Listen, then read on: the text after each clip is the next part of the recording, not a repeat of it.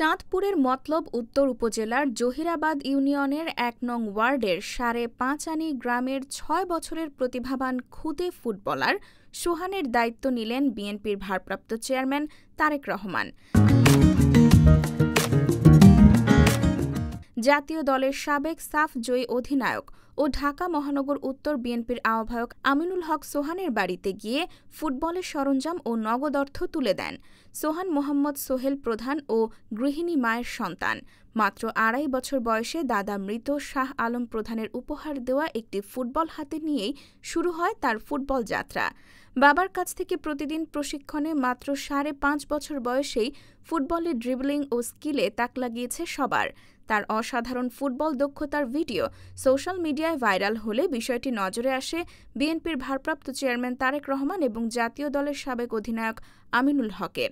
আবেগ আপ্লুত কণ্ঠে সোহানের বাবা মোহাম্মদ সোহেল প্রধান বলেন, আমি এই দেশে জন্ম নিয়ে সার্থক। আমার ছেলেকে আজ যথাযথ মূল্যায়ন করা হয়েছে।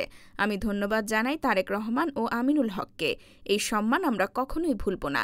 সবার সহযোগিতায় আমার ছেলে একদিন বড় ফুটবল তারকা হবে।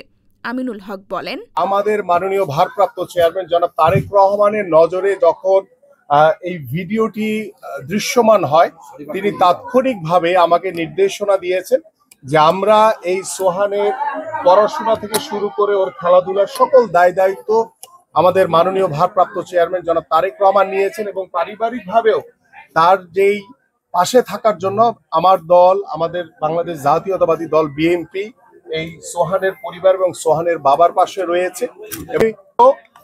ওর খেলার বুট, ওর জার্সি, ট্রাউজার, ওর সিঙ্গার, ফুটবল সহ কিছু উপহার সামগ্রী সোহানের জন্য নিয়ে এসেছি এবং পাশাপাশি ওর পরিবারের পাশে আমার হাতে কিছু আর্থিক কিছু সহযোগিতা আমি সোহানের বাবাকে করে যাচ্ছি এবং প্রতি মাসে আমাদের মাননীয় ভারপ্রাপ্ত চেয়ারম্যান ওর জন্য প্রতি মাসের ৫ তারিখের ভিতরে একটি সম্মানজনক অ্যামাউন্ট তিনি পাঠাবেন, যেটি ওর পড়াশোনা, ওর খেলাধুলা পাশাপাশি ওর পরিবারও যাতে আর্থিকভাবে সেই সচ্ছলতা ফিরে পায় সেই